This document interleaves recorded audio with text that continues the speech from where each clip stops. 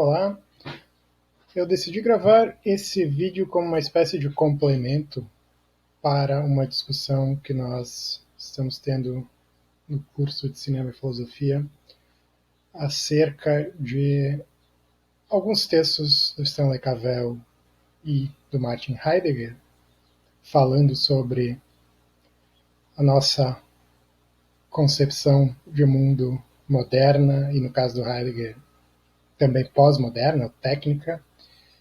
E nós discutimos, então, esses textos do Cavell, do Heidegger, Ser e Tempo, alguns textos mais do Heidegger mais tardio, em conexão com o worldview do Cavell. E eu produzi um artigo que está para ser publicado. Eu coloquei ele nas referências, deixa eu pular para lá, que é esse artigo More Real Than Reality, Heidegger and Cavell on Film's Powers of Absorption. Esse artigo tenta condensar um pouco as minhas intuições e articular de forma mais detalhada as conexões que eu vejo entre Heidegger e Cavell.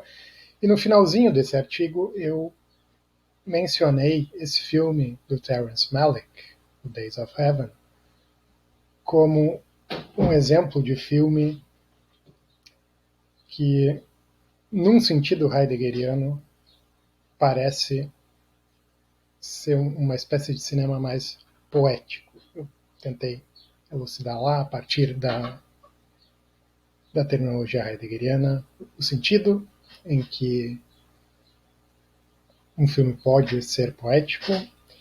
E eu citei uma passagem do Stanley Cavell sobre esse filme, que eu vou citar mais para o final dessa aula. E basicamente fiquei por aí, porque não havia também espaço para desenvolver mais essa leitura. Então, hoje aqui eu queria aproveitar para falar um pouquinho mais sobre o filme e tentar dar um pouco mais de detalhes sobre o que eu vejo de exemplar nesse filme do Malick, sobre uma certa forma de fazer cinema e de fazer filosofia a partir do cinema. Então, o título dessa aula, ou desse vídeo, é Uma Visão Metafísica do Mundo. Isso é uma alusão a uma passagem do Stanley Cavell, que eu vou citar em seguida, em que ele diz que esse filme, Days of Heaven, nos oferece uma visão metafísica do mundo. Mas eu chego lá. Então, eu vou começar falando um pouco sobre a obra do Malick, a filmografia, e um pouquinho da biografia dele, embora não saiba tanto sobre a biografia. Ele é um diretor bastante privado. Teve algumas entrevistas publicadas no início da carreira e depois ele basicamente se escondeu do resto do mundo, aparentemente. E aí eu vou falar um pouco sobre como o cinema dele subverte algumas expectativas que nós podemos ter em relação ao cinema hollywoodiano tradicional, convencional. Vou apresentar um pouco da diferença entre o cinema clássico hollywoodiano e o cinema modernista, particularmente europeu, e como o Malick fica um pouco entre esses dois estilos, claro, com seu estilo próprio, mas herda algumas convenções, subverte algumas convenções de ambos. Em particular, no caso desse filme, Days of Heaven, embora eu não vá falar muito disso, seria uma outra aula que eu até tenho interesse em fazer em algum momento. Esse filme em particular desconstrói vários mitos do western, do gênero do faroeste. Vou falar de alguns deles, mas não vou aprofundar muito essa parte. E aí sim, mais para o final, tendo falado um pouco mais sobre o filme, voltar a essa ideia de como esse filme parece ser exemplar de uma certa visão da relação entre cinema e filosofia, que pode ser articulada a partir da obra do Stanley Cavell e do Martin Heidegger. E aí eu vou citar alguns textos desses autores e de também intérpretes, literatura secundária. Passando então para essa brevíssima biografia. O Malick estudou em Harvard, ele foi aluno do Stanley Cavell, isso pode ser um fato interessante para nós que estamos estudando Cavell. Na década de 60, ele produziu essa BA thesis, uma espécie de TCC, do bacharelado dele sobre Heidegger. E isso, notem, muitos anos antes de Heidegger, do pensamento de Heidegger, ingressar no mainstream da filosofia analítica, anglófona, pelo menos. O título desse TCC era o conceito de horizonte em Husserl e Heidegger. O interessante também, como anedota, que o Melick conseguiu marcar uma entrevista com o Heidegger em Freiburg. Ele reconhece isso nos agradecimentos desse TCC. E depois da graduação, ele recebeu uma bolsa para estudar em Oxford, onde ele procurou a orientação do Gilbert Ryle, imaginem só, para escrever uma tese sobre o conceito de mundo em Heidegger, Kierkegaard e Wittgenstein. E de acordo com a lenda, o Ryle sugeriu que o Melick estudasse um tópico mais filosófico do que esse. E ele, obviamente, então, desistiu, retornou aos Estados Unidos. Ele chegou a lecionar no MIT, substituindo o Hubert Dreyfus, que foi um importante difusor, expoente da obra do Heidegger no contexto norte-americano. No momento que o Dreyfus tinha ido para um pós-doc na França. Em 1969, o Melick publica uma tradução dessa obra, Vom Wesen des Grundes, a essência das razões, que é um opúsculo do Heidegger, que, como vamos ver, toca, dentre outros pontos, justamente nessa noção de mundo que interessava ao Melick. Ele trabalhou como repórter por algum tempo e finalmente ingressou na carreira como cineasta. E daí em diante, então, nós temos o Melick, que todos nós cinéfilos conhecem e apreciam. Então, passo para a filmografia, já em 69, logo depois dessa fase em que ele deixa a filosofia e entra para a carreira como cineasta, ele dirige esse curta Lantern Mills, e depois os filmes que provavelmente são mais conhecidos, Badlands, Days of Heaven, Thin Red Line, New World, The Tree of Life, To the Wonder, Night of Cups, Voyage of Time, que é um documentário, esse é o único da lista que eu ainda não vi, Song to Song e A Hidden Life. Esse é o último, até onde eu sei, pelo menos, que foi lançado. E ele está trabalhando agora em um novo filme. Então, o que tem de interessante nessa filmografia, para tentar colocar isso de forma, pelo menos, uma hipótese inicial para a gente pensar, é que, e eu estou colocando uma interrogação aqui, o Melick pareceu por um tempo estar interessado em revisitar a história norte-americana, a história dos Estados Unidos em particular. Mas eu coloquei uns asteriscos aí porque mais recentemente ele parece ter expandido um pouco esse interesse para além dos Estados Unidos.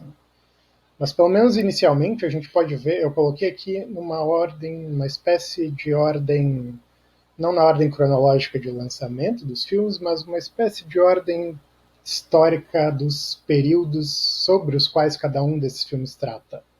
Então a gente poderia pensar que o Melick vem trabalhando em vários momentos fundamentais, vem pensando, refletindo sobre vários momentos fundamentais da história dos Estados Unidos, começando com o próprio, entre aspas, descobrimento do Novo Mundo, né, com a chegada dos colonos ingleses em Jamestown e a interação entre eles e os povos indígenas. Em Days of Heaven, que nós vamos discutir, ele já trata da transição, poderíamos chamar de uma certa, pelo menos, fantasia de como era o Velho Oeste para a era industrial do início do século XX. No Hidden Life, esse filme mais recente, ele retrata a vida de um fazendeiro austríaco que se recusa a lutar pelos nazistas na Segunda Guerra Mundial. Então aí eu coloquei um asterisco, porque nesse filme ele então deixa de falar só sobre a história dos Estados Unidos, mas ele está falando sobre a Segunda Guerra e se conecta com o Thin Red Line, em que ele fala especificamente desse momento fundamental em que os Estados Unidos entram na Segunda Guerra e começam a ascender como poder global. No Badlands, que foi o primeiro filme longa que ele lançou, a gente tem um tratamento do tédio suburbano nas épocas imediatamente posteriores ao pós-guerra. O Tree of Life se passa ou inicia mais ou menos no mesmo período, parece tratar até de elementos mais autobiográficos do próprio Malick, da infância dele no Texas, mas chega até o presente, então ele vai desse momento até o presente em que o filme se passa. E nesses filmes um pouco mais recentes, To the Wonder, Night of Cups e Song to Song, ele parece estar lidando com o presente propriamente, ou algo próximo disso. Então, basicamente, os tempos de globalização, digamos assim. Então, se a gente olhar a partir dessa perspectiva, cada um desses filmes é sobre um momento fundamental de transição, em geral um momento fundamental de transição dos Estados Unidos. E o padrão que me parece aparecer é uma crescente que poderíamos chamar de desarraigamento, uma falta de raízes, ou uma perda das raízes que nós, como cultura ocidental, pelo menos, tínhamos até a modernidade e que perdemos por várias razões, razões históricas, desenvolvimento científico, a própria descoberta do novo mundo, entre aspas, né, de novas culturas desconhecidas para a cultura europeia, ocidental, mudanças nas tradições religiosas, todo um conjunto de fatores que levam a uma desestabilização, né, na modernidade, o que o Nietzsche, por exemplo, descreveu como a morte de Deus, e isso vai se radicalizando até chegarmos nesses filmes mais recentes do Malick, que parecem lidar com isso, esse desenraizamento, essa desorientação, essa perda de valores tradicionais levadas ao extremo. E como isso parece ocasionar uma falta de sentido, de significado, né, num sentido bem amplo, que é o sentido da vida mesmo, o sentido das nossas ações. Então isso é uma hipótese assim, geral para ser explorada com mais calma, inclusive é algo que eu gostaria de fazer, né? Talvez um curso todo sobre a filmografia do Malick, tendo um pouco como chave de leitura essa hipótese. Mas, falando especificamente do Days of Heaven, a gente percebe que esse filme em particular retrata, então, um período específico de transição, que eu descrevi aí como a experiência do Velho Oeste para a era industrial, e cria, então, trata um pouco desse momento em que a civilização, de novo, tudo isso entre aspas, chega ao oeste norte-americano.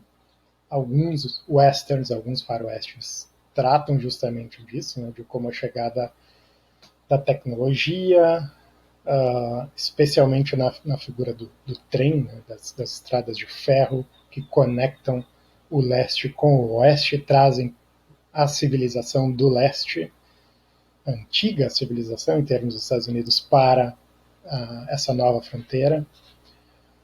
Então ele lida com essa transição para a Revolução Industrial e por isso é tão importante nesse filme a ênfase em maquinário, em tecnologia da era industrial, trens, máquinas agrícolas, aviões, automóveis, que começa a causar uma certa mudança na visão de mundo das pessoas envolvidas. Elas parecem esquecer de quais são as suas origens, perderem as suas origens. Nós não sabemos muito sobre o passado desses personagens, por exemplo, e vão se tornando, isso é um tema heideggeriano que eu explorei um pouco mais nas aulas anteriores, no meu texto, recursos humanos. Essa ideia de que com a nossa entrada na era da técnica, nós nos tornamos recursos, assim como o mundo como um todo passa a ser apenas um conjunto de recursos a serem otimizados.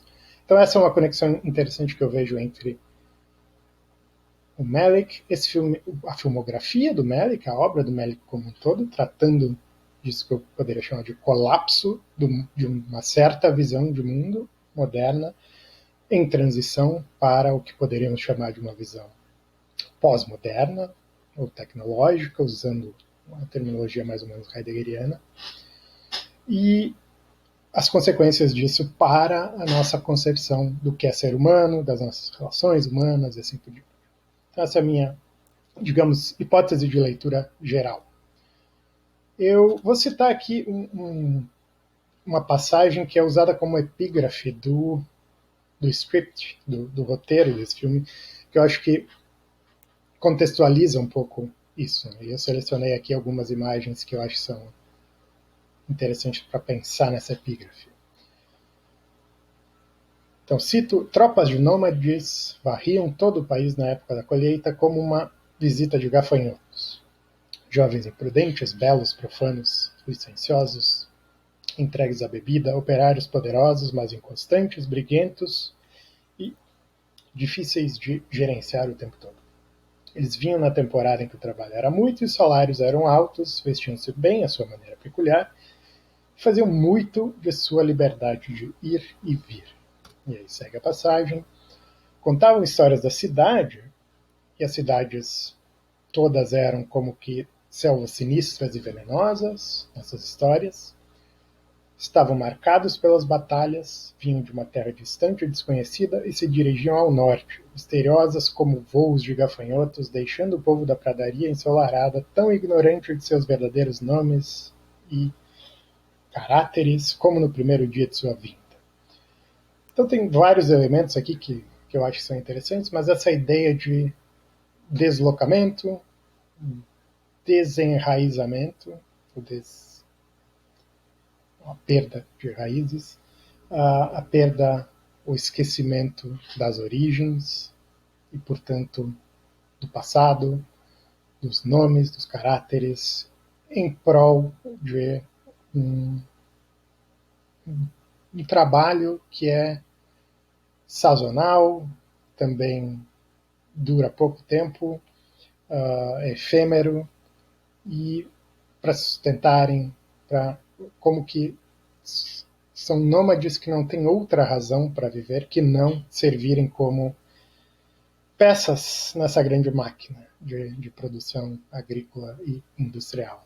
Então acho que isso parece ser um pouco do que essa epígrafe traz, como contexto para o filme. Eu cito aqui, eu vou depois dar as referências de alguns desses textos que eu estou usando, uma passagem desse autor que eu gostaria de dizer o nome corretamente, algo como Juan Lee, que é uma espécie de verbete sobre o Terence Malick no site Senses of Cinema.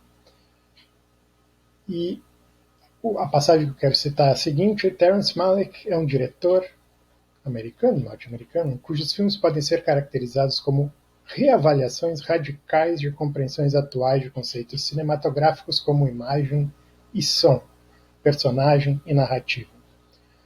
Seus filmes são intensamente visuais, abundantes em belas imagens da natureza, que escapam à explicação no sentido da redução a um determinado fenômeno, por exemplo, comportamentos de um personagem, a várias causas psicológicas, sociológicas, geralmente favorecendo a expressão de estados de ânimo em seu lugar.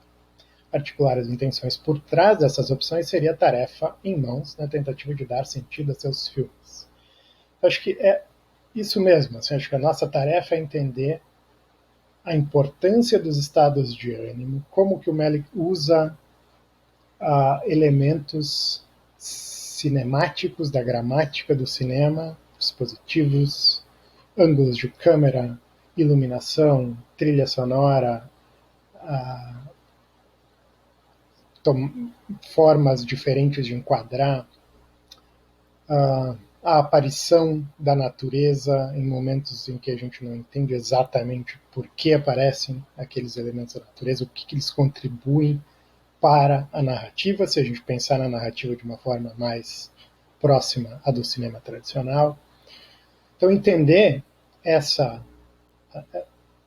peculiaridade do cinema do Malick seria uma forma de dar sentido a seus filmes, e eu acredito, como várias pessoas, não há nada de original nisso, né, que um paralelo com a investigação fenomenológica do Heidegger, com a concepção do Heidegger de uma ontologia fundamental que descreva a estrutura da nossa experiência cotidiana do mundo, pode ajudar também a entender um pouco do propósito do Melick. É como se ele estivesse tentando, com o seu cinema, isso é muito redutivista, levar isso ao pé da letra, mas acho que pelo menos como uma intuição inicial, fazer algo análogo ao que o Heidegger fez conceitualmente, essa descrição da estrutura da nossa experiência, mostrar isso, no caso do Melick, de forma puramente cinematográfica. E, nesse sentido, eu vou usar categorias de um filósofo em parte inspirado pelo Heidegger, um filósofo do cinema importante, que também, talvez ao lado do Stanley Cavell, tenha sido um dos pioneiros numa tentativa de mostrar como que o cinema pode oferecer contribuições genuínas para a filosofia, que é o Gilles Deleuze. E tem um conceito em particular, ou um par de conceitos do Deleuze que eu acho que são úteis para entender, para enquadrar aqui o cinema do Melick dentro de uma certa mudança que ocorreu na história do cinema. E os conceitos são esses, ou categorias: imagem, movimento e imagem-tempo. Basicamente, o que o Deleuze argumenta em seus livros Cinema 1 e Cinema 2 é que, depois da Segunda Guerra Mundial, muitas dicotomias que estruturavam o cinema clássico passam a se dissolver e criam uma nova espécie de linguagem cinematográfica. Então, dicotomias como subjetivo e objetivo, imaginário e real, físico e mental, atual e virtual, todas essas dicotomias acabam se dissolvendo, se misturando no novo cinema que começa particularmente no neorrealismo italiano, na nouvelle vague francesa, no cinema modernista europeu. Basicamente, essa é onde ele começa a identificar essa mudança. Então, o que a gente tem a gente pode pensar nessa ideia da imagem em movimento como paradigmaticamente o cinema pré-modernista, o cinema clássico, caracterizado por determinação, linearidade, estabilidade, univocidade, tem uma forma de interpretar, por oposição ao que passa a acontecer depois. Isso não quer dizer que todos os filmes feitos depois dessa época mudam, mas que alguns filmes muito importantes mudam dessa forma, em que há indeterminação, fragmentação e abertura a várias interpretações. Então, esses são alguns elementos que caracterizam essa distinção. Então, o que emerge aos poucos é uma fragmentação da narrativa que torna a imagem do cinema pós-guerra, modernista, mais aberta, oscilando entre diferentes significados potenciais. E nesse contexto em que nada mais é certo e determinado absolutamente sobre a narrativa, há um sentido em que a imagem perde a sua estabilidade e, nesse sentido, segundo o Deleuze, nós passamos a ficar apenas com a temporalidade. É como se tivéssemos, e aí a ideia da imagem-tempo, é como se tivéssemos uma maneira de representar o tempo ele mesmo diretamente no cinema, por oposição a representar o movimento de uma forma que nós estamos mais acostumados a ver.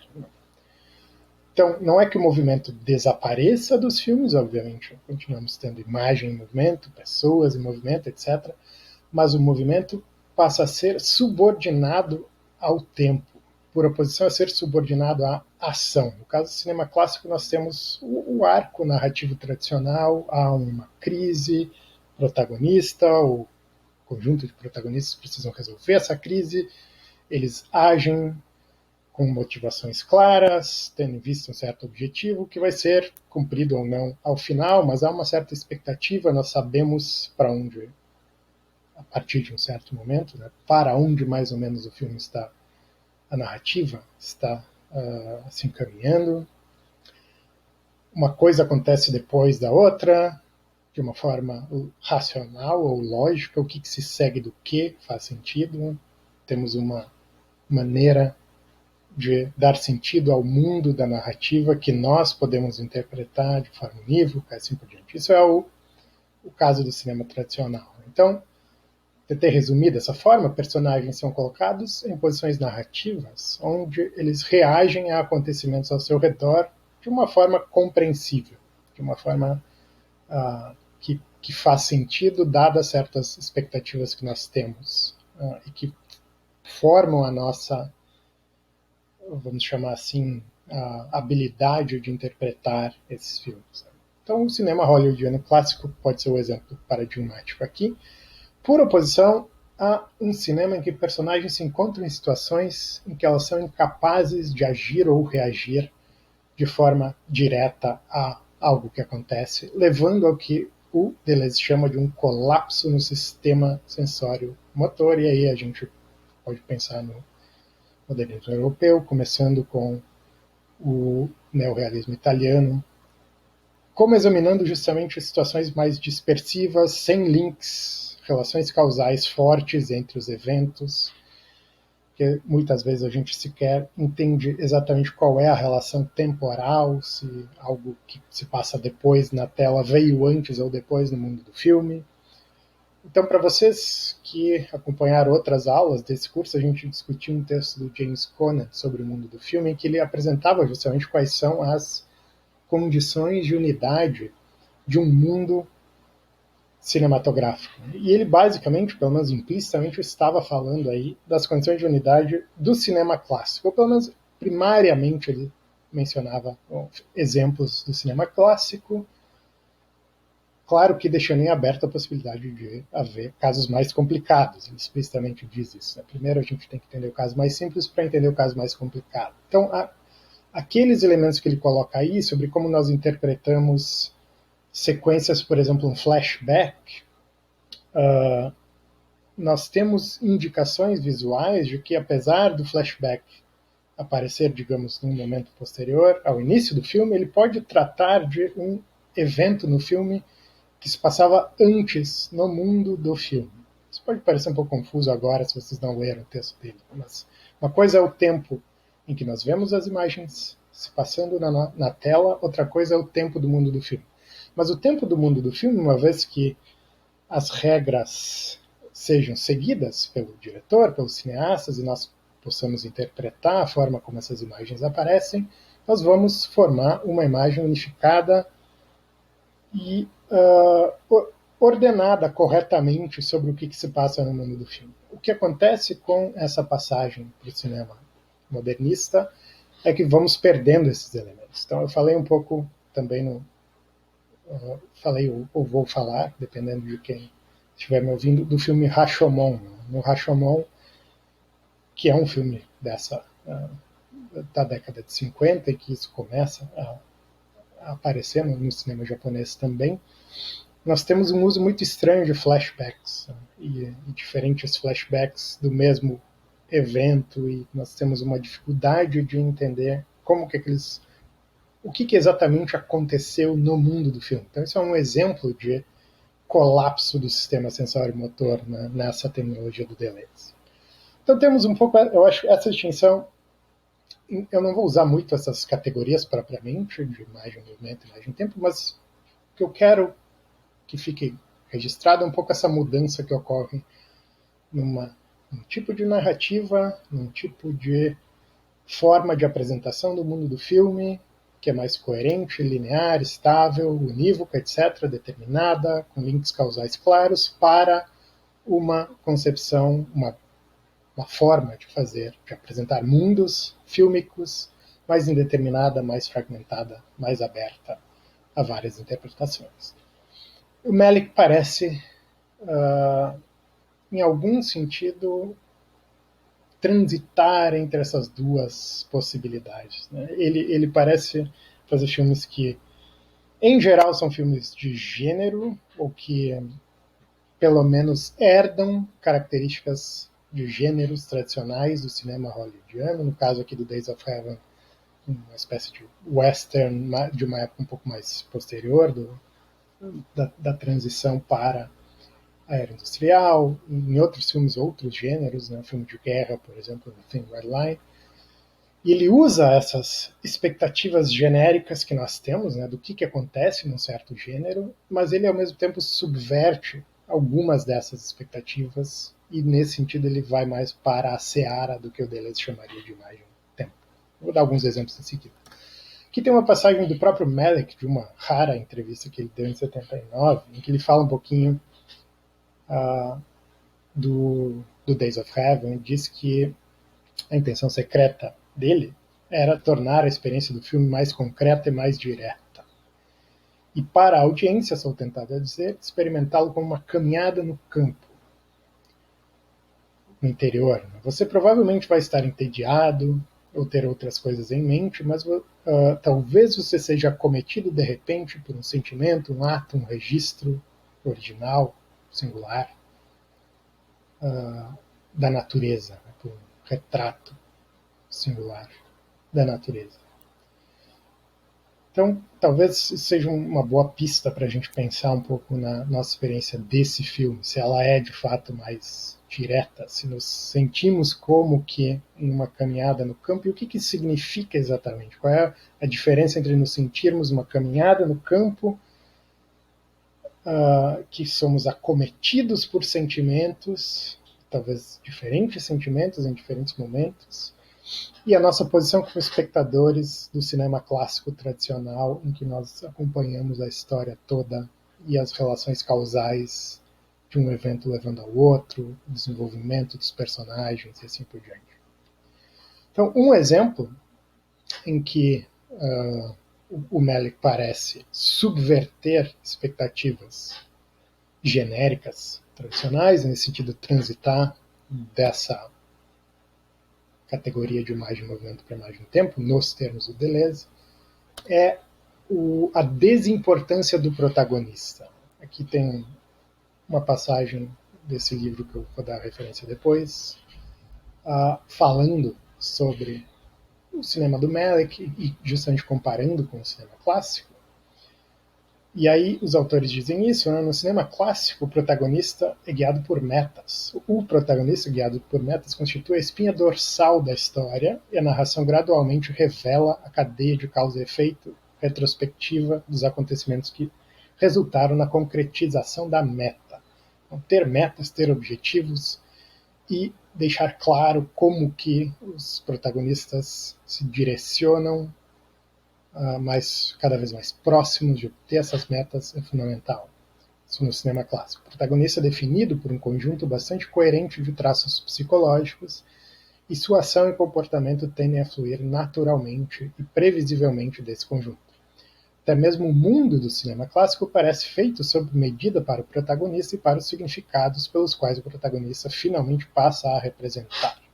Então, um mundo feito sob medida para os desafios do protagonista. Se a gente negar isso, a gente talvez comece a ter uma indicação de como o mundo dos filmes do Malick, e particularmente para os nossos fins aqui do filme Days of Heaven, não é feito sob medida para os protagonistas. Há uma falta de encaixe entre as ações, expectativas e o que o mundo oferece. E isso, em filmes mais recentes do Malick, começando talvez com Thin Red Line, sequer fica claro se existe um protagonista. Aqui no Days of Heaven a gente pode talvez pensar, mas eu já vou colocar algumas interrogações, que os protagonistas são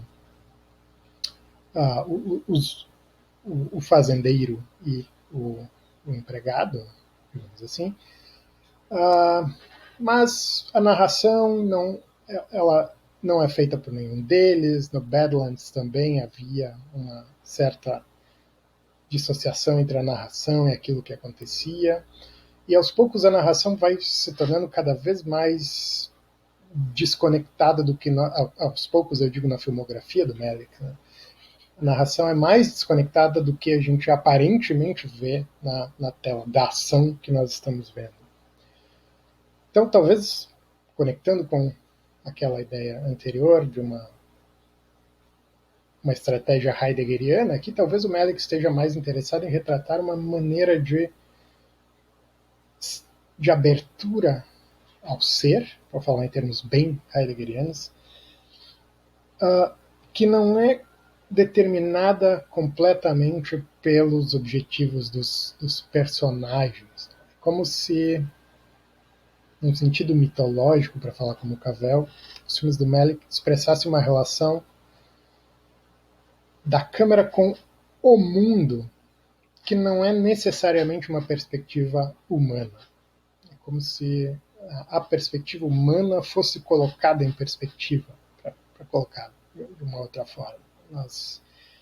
Nós temos uma perspectiva para além da perspectiva humana, que a inclui, mas que permite que nós pensemos a perspectiva humana como uma possível dentre outras no mundo do filme. Isso é um pouco estranho, um pouco vai contra essas nossas expectativas genéricas do cinema clássico.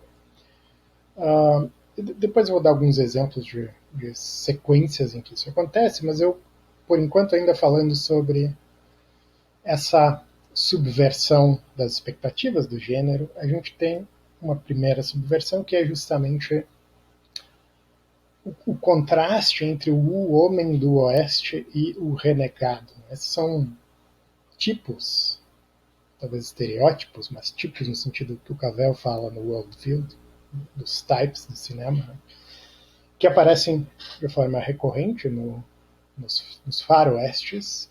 E no início do filme, o Malick nos apresenta esses protagonistas, com interrogação,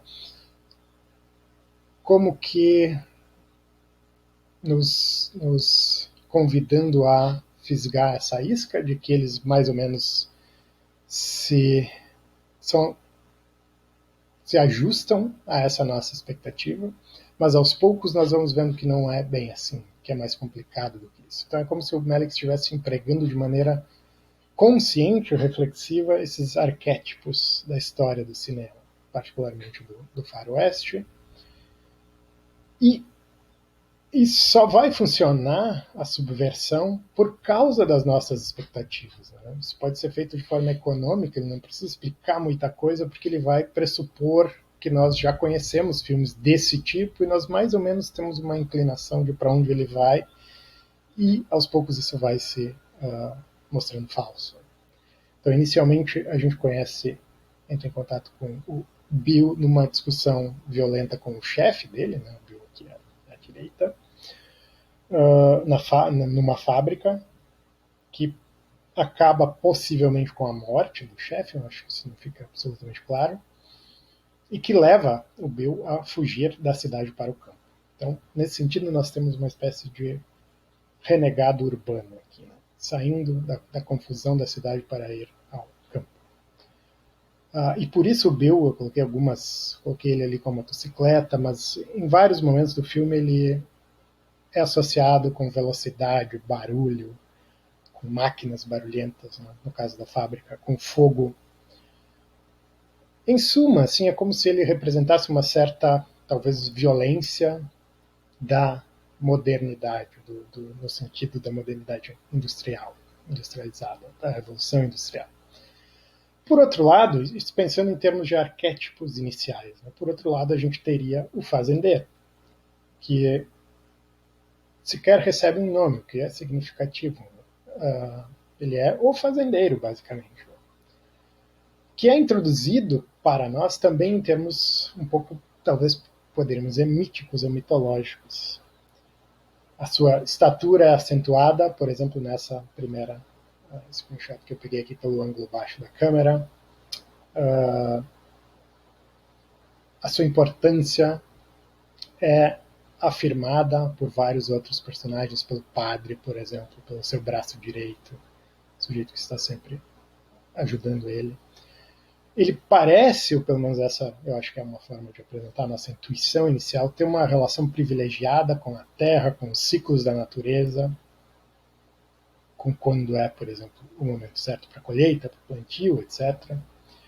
Ele é associado com uma casa, uma residência no estilo vitoriano, muito elegante, muito estranhamente, como que brotando do nada no meio da plantação, uma estrutura vertical imponente no meio de um horizonte quase ilimitado de campos de trigo, enfim, de plantações.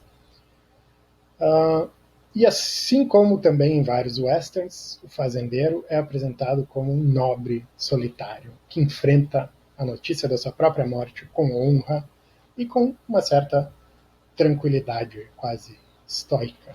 Então isso tudo eu acho que são arquétipos que inicialmente nos são apresentados e a gente mais ou menos acha que sabe para onde isso vai se desenvolver. Se isso fosse um filme hollywoodiano clássico, nós mais ou menos saberíamos para onde ele ia se desenvolver, dados vários outros que nós vimos. Mas há uma desconstrução desse mito. Aqui tem um artigo importante que eu também depois passo a referência completa, acho que é Carol Zucker, em que ela diz o seguinte: Malick faz um grande esforço para negar esse arquétipo inocente, aqui no caso do fazendeiro. O fazendeiro é, afinal, um proprietário de terra. Então, ele é, nós ouvimos em alguns momentos, o homem mais rico do Panhandle, que é essa região que é retratada no filme. Como diz seu contador, a fim de viver em seu casarão, o fazendeiro emprega centenas de trabalhadores migrantes sazonais para trabalhar nos campos. Ele declara o relacionamento do fazendeiro com seus trabalhadores, justapondo suas circunstâncias privilegiadas com as de seus trabalhadores menos afortunados. A situação é descrita pela narradora, e aí é citada uma passagem que a Linda diz: desde o momento em que o sol subia até ele descer, eles trabalhavam o tempo todo, sem parar, sempre continuando. Você não trabalhou, eles te despacham na hora. Então, os trabalhadores são meros peças nesse grande maquinário de produção, que poderiam ser substituídos por outros sem problemas, que são. Então, o que a gente tem, eu peguei algumas sequências aqui, imagens de uma sequência, em que a gente vê o fazendeiro aí sentado confortavelmente, tomando a sua bebida na sombra, enquanto que, por exemplo, nessa imagem aqui, a gente tem os trabalhadores sujos, maltrapilhos, trabalhando no pano de fundo, e ele não parece estar muito interessado neles, né? Neles como categoria. Ele nunca dialoga diretamente com os empregados, é sempre o braço direito dele que faz isso por ele. E a Linda nota na narração que eles não precisam de você, eles podem sempre substituir você por outra pessoa. Então é uma relação em que, para o fazendeiro, outras pessoas são recursos. E talvez ele mesmo seja um recurso em certo sentido. Né?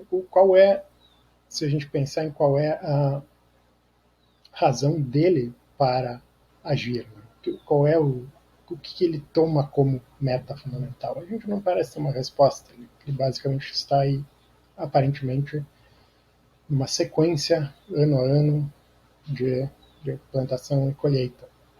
A função dele é colher, vender, colher, ganhar mais dinheiro, etc. Então, ele mesmo parece ser uma espécie de recurso a ser otimizado, assim como suas terras e seus empregados.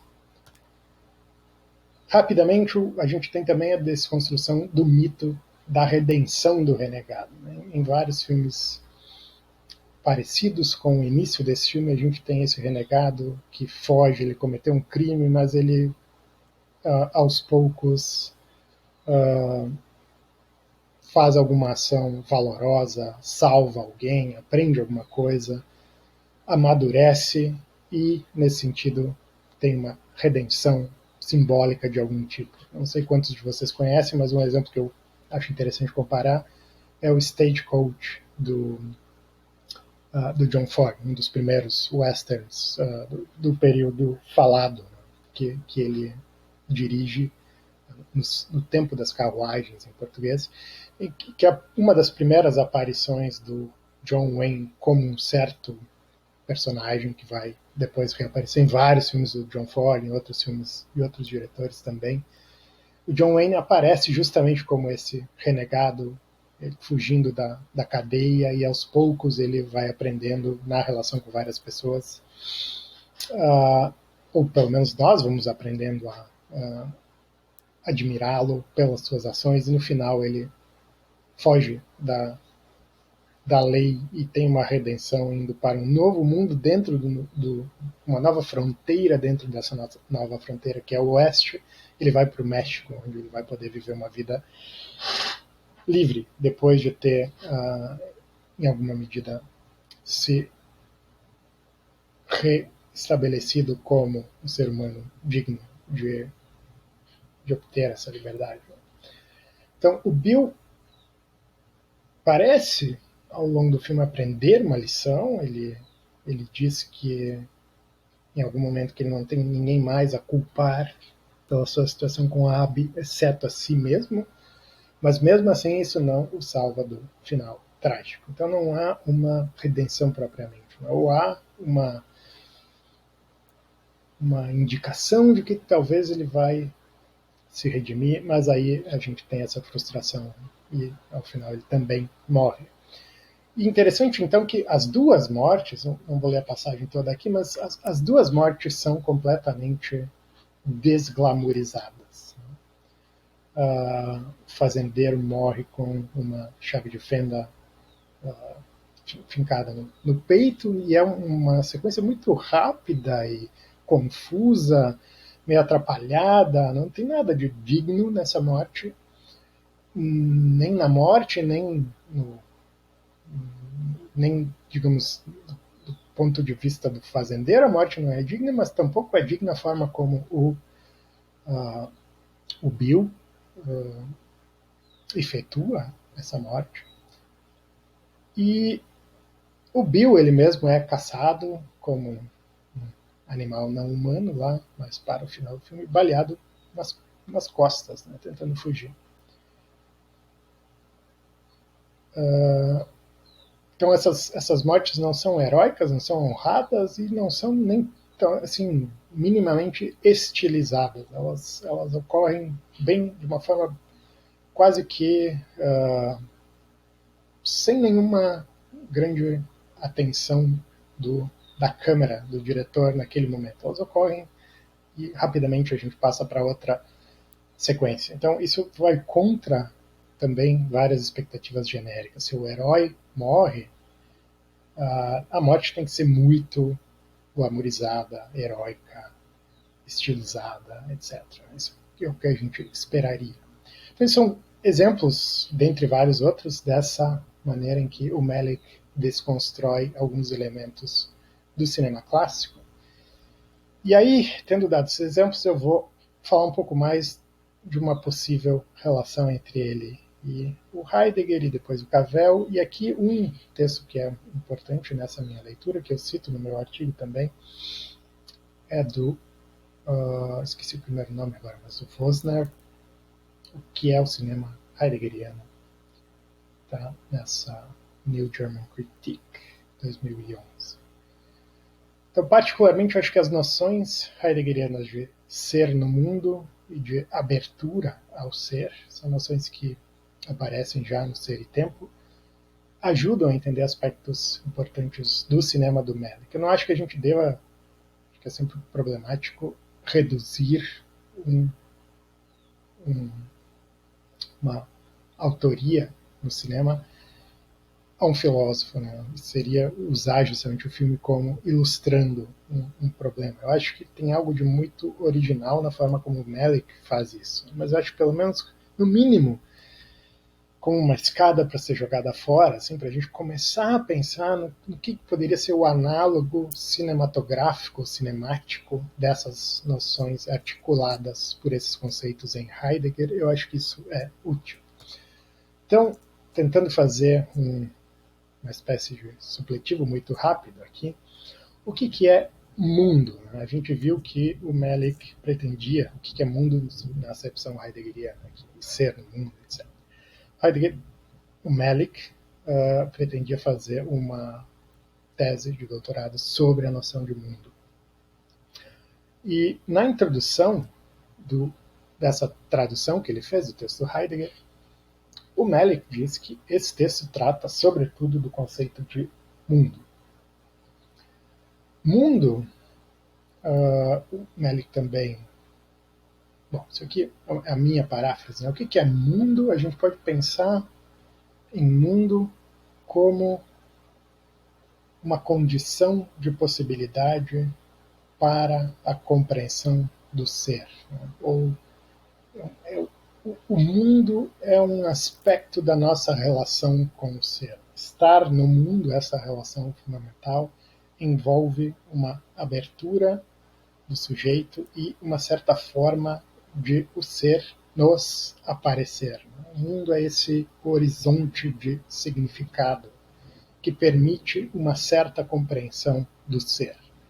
E o que o Heidegger depois de Ser e Tempo, em obras mais maduras, vai argumentar é que há diferentes formas de nos relacionarmos com o mundo e, nesse sentido, diferentes mundos, diferentes compreensões do ser em diferentes eras da nossa civilização ocidental. Então, isso conecta com aquela minha intuição inicial de que o Melick está tratando de transições, ou de talvez uma grande transição, com várias etapas, de uma visão de mundo para a outra, de uma visão pré-moderna para a visão moderna e talvez uma visão pós-moderna nos seus filmes.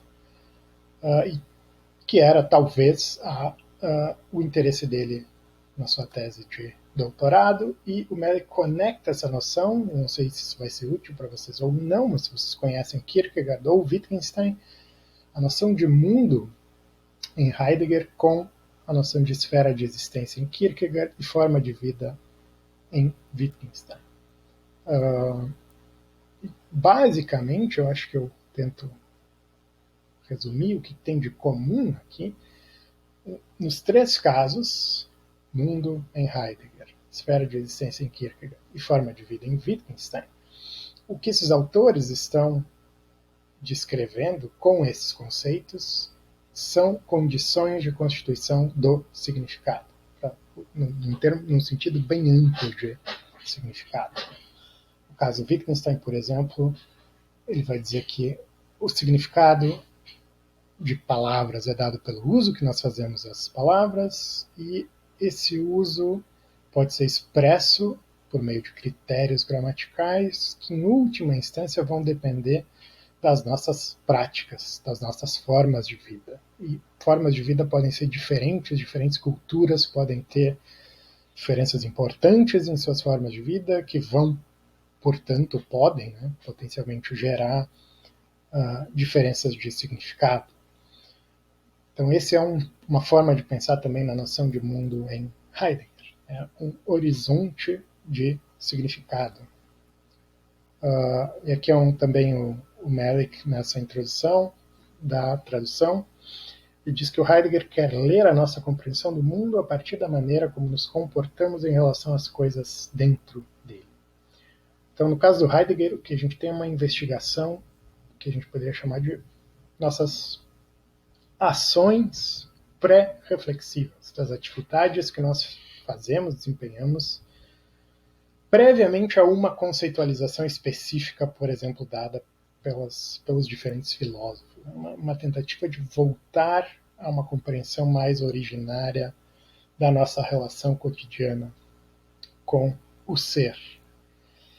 E o ponto aqui, e me parece que pelo menos Heidegger e Wittgenstein estariam de acordo com isso, é que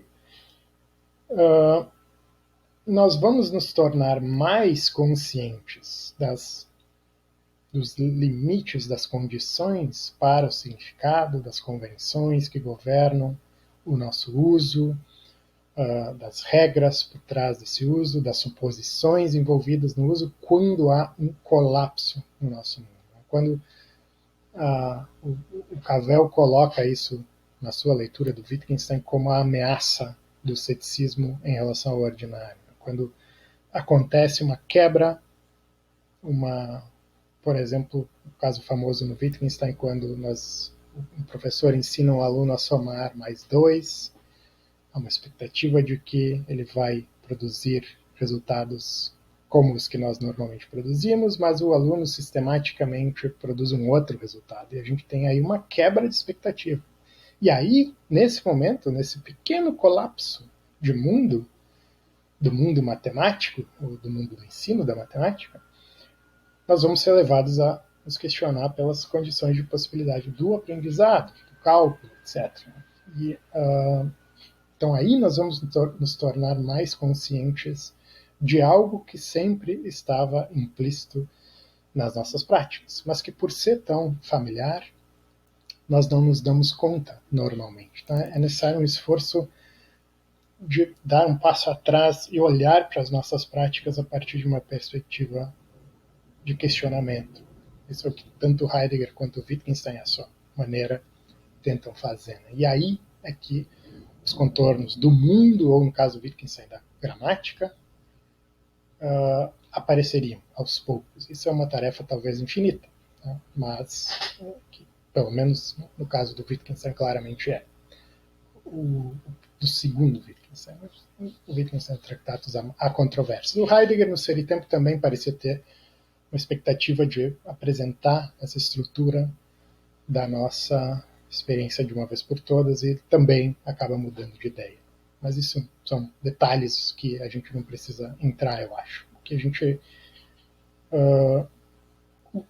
o mais importante aqui é que me parece útil pensar no cinema do Malick como apresentando mundos em colapso, colapsos de mundos, diferentes mundos, mundos em transição. E isso, eu vou citar uma passagem aqui do Vosner justamente sobre isso, sobre o colapso do mundo. Acho que essa passagem eu cito também no meu artigo. Ele aqui estava falando sobre o Hubert Dreyfus, como eu disse, um intérprete importante do Heidegger nos Estados Unidos, que talvez por ter lido o TCC do Malick, estava predisposto a ver o Thin Red Line como uma personificação do colapso do mundo. Isso é o que o Dreyfus diz numa aula sobre o Thin Red Line, um exemplo que ele usa para justamente ilustrar o que seria um colapso de mundo e, portanto, o que seria um mundo em Heidegger. Ele diz que o Malick estaria explorando isso. Segue a passagem.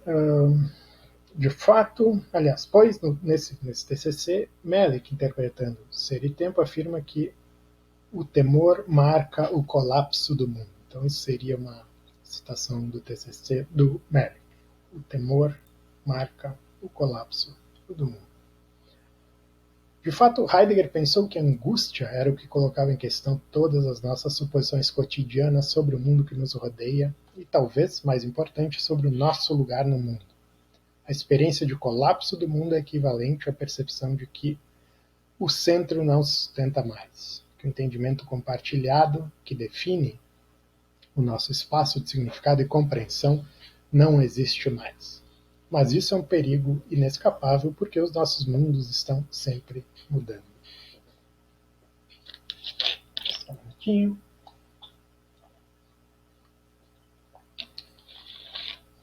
Então, de novo, voltando ao Days of Heaven, acho que a gente pode pensar nesse filme como fixado, obcecado com o colapso do mundo pré-revolução industrial para o mundo pós-revolução industrial, com essa mudança, essa transição. E de maneira indireta, ele também evoca a fragilidade da nossa existência e, portanto, a nossa finitude. Os nossos mundos podem colapsar a qualquer momento. Não há nada que possamos fazer. Isso é parte da nossa finitude e parte do desafio de aceitá-la, aceitar essas possibilidades. Então, como Heidegger notou, e aí há uma influência claramente do Kierkegaard e do próprio Nietzsche, antes de Heidegger, nós modernos sofremos uma espécie de ansiedade que talvez, não, é difícil dizer isso com certeza, porque envolveria conhecer muito mais a história das culturas em geral, mas talvez essa ansiedade seja peculiarmente ocidental, né, dessa cultura em particular. Talvez ela não seja familiar para outras sociedades e outras culturas em outros momentos históricos. Ela tem um momento específico em que ela nasce, na cultura europeia de base cristã, e é isso que o Heidegger explicitamente no Ser e Tempo, por exemplo, trata como estado de ansiedade, ou em alemão, Angst, né? Essa ansiedade existencial, que seria um estado de ânimo particularmente revelador sobre a estrutura da nossa relação comum. Quando nós chegamos a uma consciência dessa ansiedade, que vamos nos dar conta de que ela é sempre possível, de que no horizonte o nosso mundo, o significado que nós damos para as coisas e pessoas e ações que nós desempenhamos, é dependente de uma certa abertura, de uma certa sintonia que pode ser perdida a qualquer momento. Né? E no momento mais agudo de angústia existencial, nós nos damos conta dessa possibilidade de perda completa do sentido. Isso cria uma espécie de o que talvez o Sartre chamaria de um abismo da liberdade humana, quando nos damos conta da nossa liberdade fundamental como um fardo. Isso, talvez há controvérsia, o Heidegger interpretaria exatamente dessa forma. Mas é um estado de ânimo que nos abre para uma consciência da nossa própria responsabilidade na constituição do significado. Isso pode ser um fardo difícil de carregar. E talvez em menor medida, não nesse sentido assim tão fundamental, mas pelo menos no sentido mais ôntico, como diria o Heidegger, os protagonistas dos filmes do Malick, de vários deles, talvez todos, mas particularmente aqui do Days of Heaven, se encontram em algo como esse estado de ânimo, de angústia. Acho que isso começa já no Badlands, isso claramente aparece no Thin Red Line, eu acho que certamente também, o que está mais vivo na minha memória agora, é o Knight of Cups, que eu vi há menos tempo, revi. Há uma investigação desse estado de angústia, de quebra das condições para o significado nos filmes do Malick como um todo. Voltando ao Days of Heaven, aqui está uma passagem que eu já citei, analisei no meu artigo, e eu só vou, então, espero que tudo isso que eu disse até aqui sirva para dar mais contexto para essa afirmação. Pavel diz, notem um tom assim mais de uma tentativa, né? Devemos tentar expressar o tema do filme Days of Heaven da seguinte forma: os trabalhos, as emoções e os envolvimentos dos seres humanos estão a todo momento reduzidos à insignificância pelos círculos casuais da terra e do céu? Acho, segue o Cavell, que o filme de fato contém uma visão metafísica do mundo. Daí que vem o título dessa aula. Mas penso que sentimos que jamais experimentamos isso exatamente dessa forma.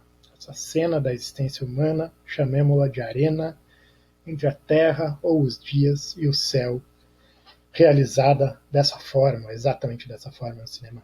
Essa é um pouco longa, truncada, difícil de traduzir, né? Mas a ideia é que esse filme, então, conteria uma visão metafísica do mundo, no contexto em que o Cavell coloca essa passagem, está no prefácio, no prólogo, a edição expandida do World Field, ele cita algumas passagens do Heidegger falando sobre metafísica e tem ecos heideggerianos aqui nessa ideia, né? Uma visão metafísica do mundo, metafísica talvez no sentido, não exatamente no sentido que o Heidegger pensa que a metafísica deturpa a nossa concepção do mundo, mas no sentido talvez de ontologia fundamental do próprio Heidegger. Esse mundo apresenta uma visão sobre a nossa relação com o ser. Acho que é esse o sentido de metafísica aqui. No qual a existência humana é colocada em perspectiva e de uma forma jamais realizada no cinema antes. Então, pelo menos isso está sendo dito pelo Cavell. Então, poderíamos dizer, me parece, que esse filme apresenta o colapso desse mundo e, para isso, ele nos desloca da nossa forma natural, cotidiana, de habitar o nosso mundo. Ele coloca os personagens, a nossa relação com os personagens no filme é como se estivéssemos vendo esses personagens à distância. Nós não estamos nos envolvendo com eles, até por isso esse colapso do sistema sensório-motor, que fala o Deleuze, propicia isso, né? Dificulta o nosso envolvimento com os personagens, a nossa identificação. Nós vemos eles mais à distância. E isso no worldview, para quem lembra, a gente discutiu isso antes, tem a ver com essa ideia de que o mundo, a partir da modernidade, é um mundo essencialmente visto. É um mundo que nós vemos sem nós mesmos sermos implicados, sem que nós sejamos vistos, né? Nós estamos observando como espectadores distanciados um mundo do qual nós não fazemos parte.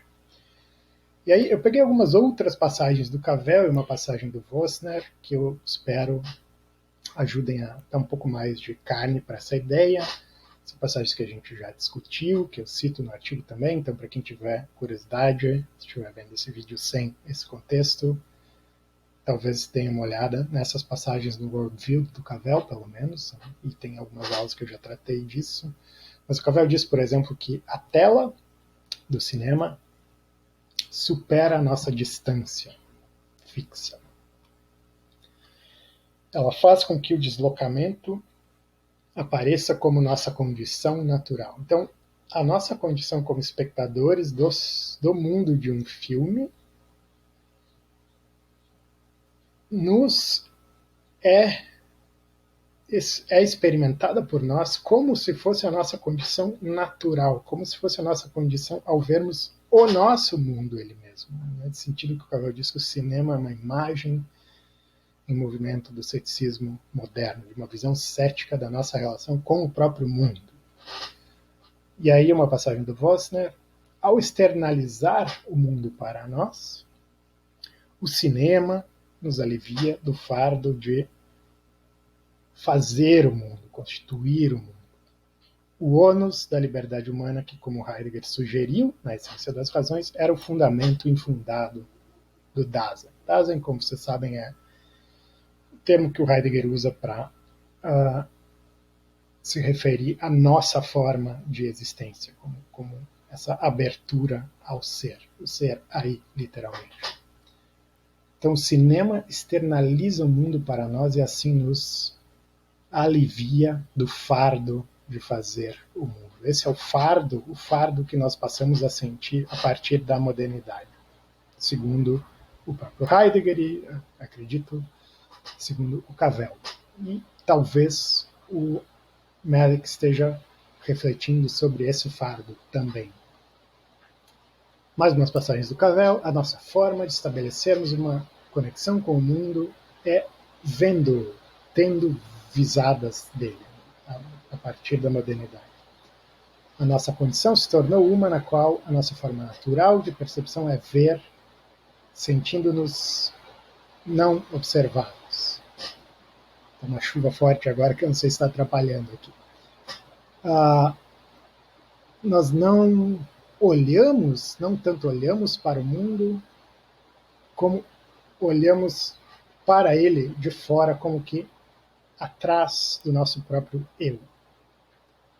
Ver um filme torna essa condição automática, isso tira a responsabilidade das nossas mãos. Então, essa é uma tese do Worldview que eu não vou tentar assim esclarecer exatamente aqui, eu espero, a gente já tratou disso em aulas passadas, mas essa ideia de que Essa ansiedade moderna, essa angústia de termos que constituir o significado do mundo, e nesse sentido o próprio mundo, no sentido heideggeriano de mundo, é algo que gostaríamos de, uma responsabilidade da qual gostaríamos de nos eximir, e uma visão do eu separado do mundo, como que vendo o mundo passivamente como espectador, nos tira dessa posição de responsabilidade. Isso é o que há de inerentemente moderno nessa condição. Isso acontece após o colapso de certos ideais absolutos para o sentido da nossa existência, começando com a modernidade. Então, há um sentido em que, como exatamente, voltando para a passagem do Cavell, como exatamente, qual é a visão metafísica de um mundo que esse filme apresenta, como é que ele coloca a perspectiva humana em perspectiva, como eu disse, né? Nos lembra que essa é só uma perspectiva. Acho que é uma questão que a gente pode discutir um pouco mais, mas eu peguei alguns exemplos aqui de cenas que, se vocês estiverem lembrados do filme, é como se a câmera assumisse uma perspectiva autônoma, que não é a perspectiva de nenhum personagem, não é obviamente, pelo contrário, aparentemente temos todas as razões para crer que não é a perspectiva de nenhum dos personagens. Parece que a câmera do nada como que perde o interesse nas ações humanas e olha para a natureza, uma forma poética de apresentar. Né? Mas qual é a sugestão aqui? As ações humanas, do ponto de vista humano, são o que há de mais importante. Uma narrativa fílmica trata justamente dessas conexões e há uma expectativa de que nós vamos ter uma resolução, etc. O cinema joga com essa expectativa. E por isso nós nos absorvemos de forma tão intensa no mundo de um filme, talvez por oposição a outras formas de arte. De maneira mais, é como se o mundo do filme satisfizesse esse nosso desejo por coerência, por causalidade, por sentido e significado das ações. Aqui o Malick parece estar propositalmente em alguns momentos cruciais,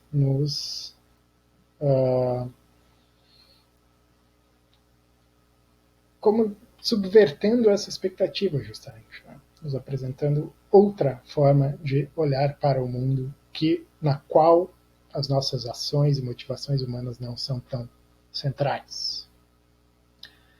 Então a câmera mostra coisas que os nossos, ou bem, os nossos olhos não poderiam ver. Tem, por exemplo, um broto de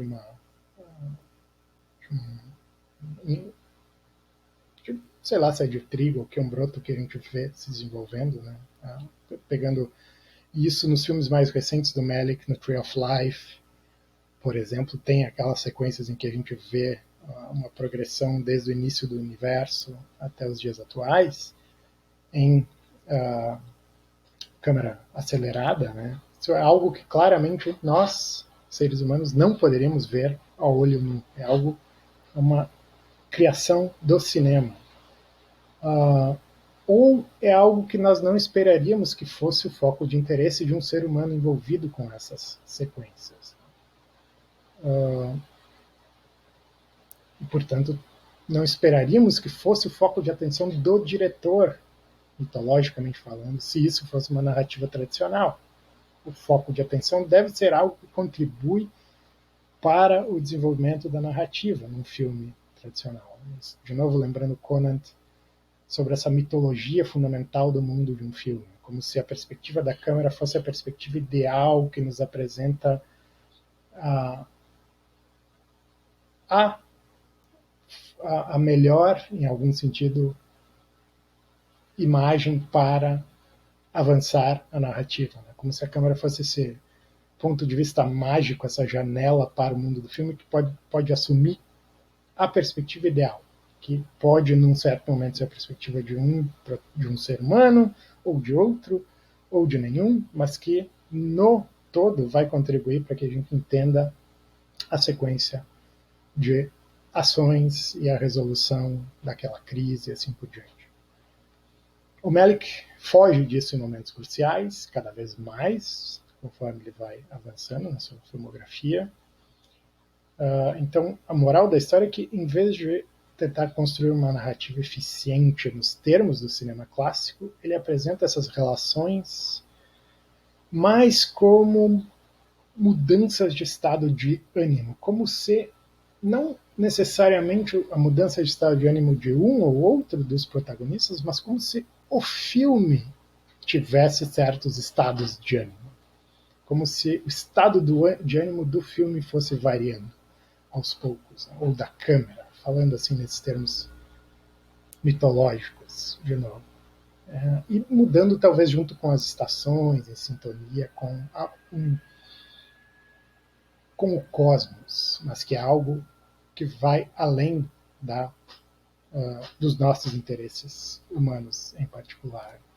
Que também tem uma sequência, se vocês lembrarem, que me parece exemplificar bem essa ideia de que é como se o filme naquele momento adotasse um estado de ânimo, talvez de ansiedade, angústia, que, se não me engano, é um pouco antes da chegada dos gafanhotos. E não parece ninguém em particular que está vendo desse ângulo aqui. Né? Parece quase ser uma perspectiva subespécie eternitatis ou alguma coisa nesse sentido. E a trilha, o ângulo, o movimento da câmera nos passam aí uma experiência de um estado de ânimo angustiado nesse momento. Um outro exemplo rápido, já estou chegando no final, é a sequência de abertura do filme, que eu acho que a gente pode entender essa ideia do Cavell. O que a gente tem é uma sequência de fotos de verdade, vamos dizer assim, fotos de época. Isso, para também dar o crédito, quem me mostrou isso foi a Carol Zucker, naquele artigo que eu já citei. Tem uma sequência de fotos autênticas e, no final, uma foto da Linda.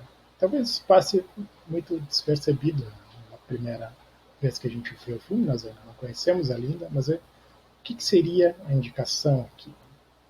Talvez que os filmes podem tentar replicar o passado, mas eles estão inevitavelmente presos ao presente. Eu posso fazer um filme sobre um período passado, mas eu vou fazer isso, pelo menos no caso do cinema analógico, que é o que interessa ao Cavell no Worldview, registrando imagens fotográficas do presente. Então, eu posso falar sobre o momento passado, mas para isso eu vou apelar para a realidade do presente. O Malick parece estar reconhecendo isso de alguma forma ao colocar uma fotografia literalmente da atriz, como se ela fosse parte de uma sequência de fotografias do passado, sem nos dar nenhuma indicação disso. Então, o filme, assim como a fotografia, guarda a marca do seu criador, do fato de que se trata de uma representação de um momento histórico, e nessa medida de uma escolha feita pelo diretor.